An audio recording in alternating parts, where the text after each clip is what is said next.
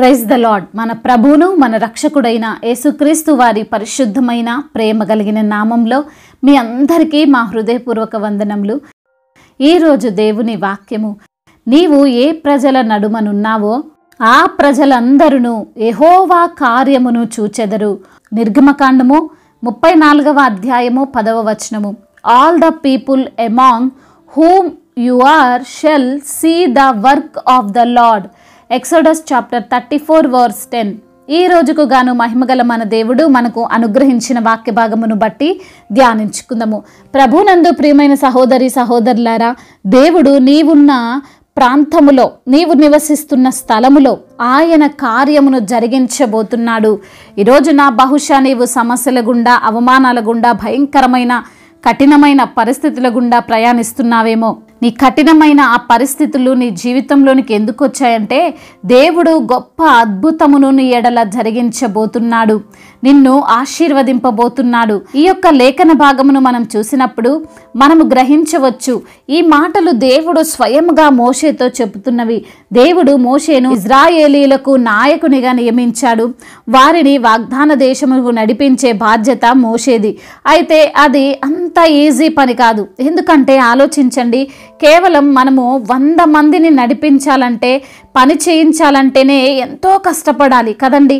ఒకరు మాట వింటారు, ఇంకొకరు మాట వినరు. అందరి మనస్తత్వాలు ఒకేలాగా ఉండవు, కొందరు ఎదిరిస్తారు కూడా. మరి 100 మంది విషయంలో మన పరిస్థితి ఇలా ఉంటే, లక్షల మందిని నడిపించే మోషే పరిస్థితి ఎలా ఉంటుందో ఒక్కసారి ఆలోచించండి. అందుకే మోషే అంటున్నాడు దేవునితో, ప్రభువా, నా మీద కటాక్షము కలిగిన ఎడల నా మనవి ఆలకించుము. దయచేసి నా ప్రభువు మా మధ్యన ఉండి మాతో కూడా రావలెను. వీరు లోబడనొల్లని ప్రజలు. మా దోషమును పాపమును క్షమించి మమ్మను నీ స్వాస్థ్యముగా చేసుకొనమనెను. మోషే బ్రతిమాలుతున్నాడు, అయ్యా, మా మార్గములో నీవు మాతోనే ఉండాలి. ఈ ప్రజలు నా మాట వినేవారు కారు, ఎదురు తిరుగుతారు. ఖచ్చితంగా మాతో నడిస్తేనే మేము ప్రయాణము కొనసాగిస్తామని అంటున్నాడు. అందుకు కారణం కూడా లేకపోలేదండి.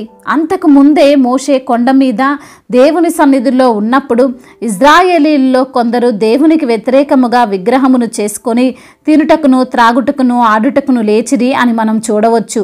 ఈ యొక్క సంఘటనను బట్టి మోషేకి అర్థమైంది, ఈ ప్రజలు ఎంత కఠినమైన వారో, ఎటువంటి మనస్సు గలవారో అని.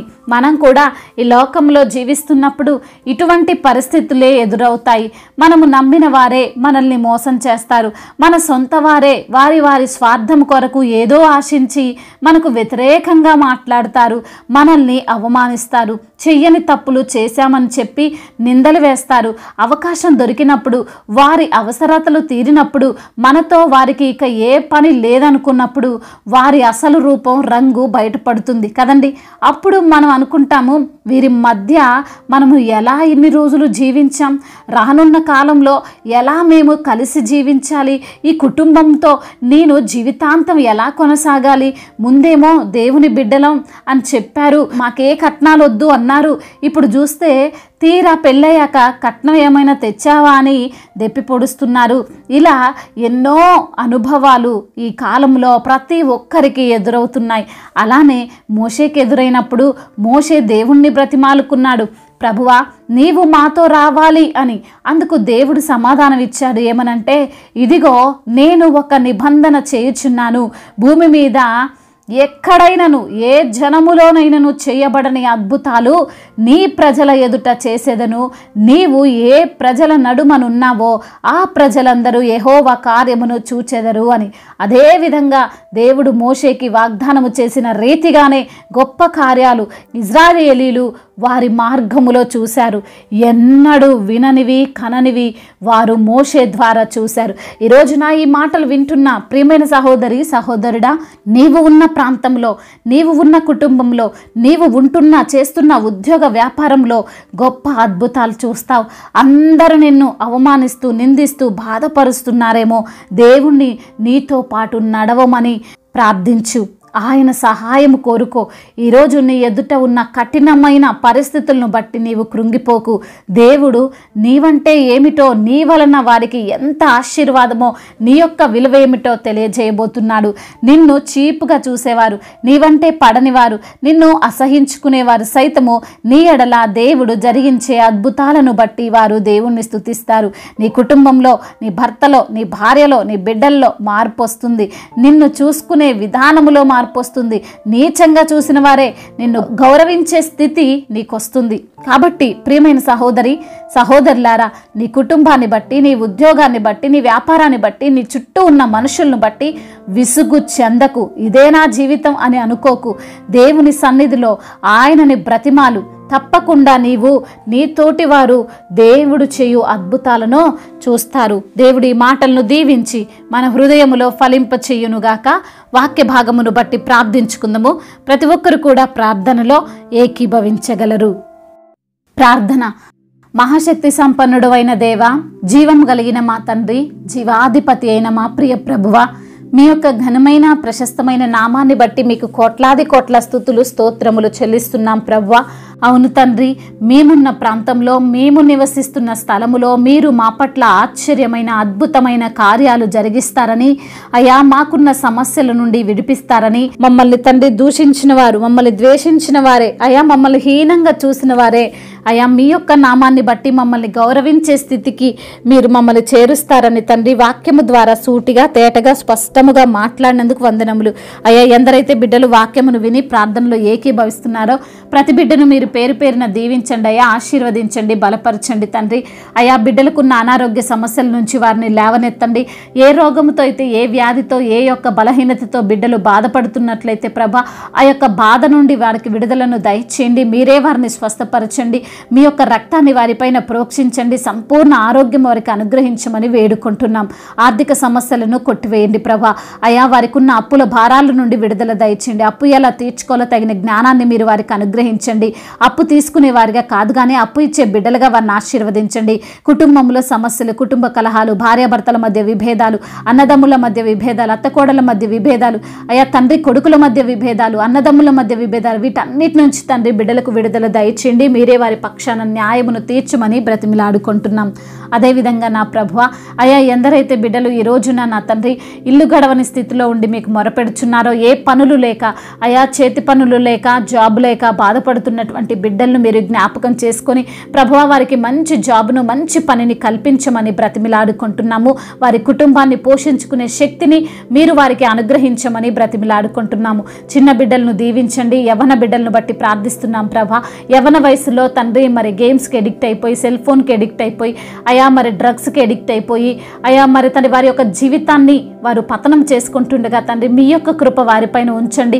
మీరే వారిని రక్షించి కాచి కాపాడమని వేడుకుంటున్నాం తండ్రి. వృద్ధులను మీరు బలపరచండి, ధైర్యపరచండి ప్రభా. అయా కోర్టు సమస్య, ల్యాండ్ సమస్యల నుంచి బిడ్డలకు విడుదల దయచేయండి.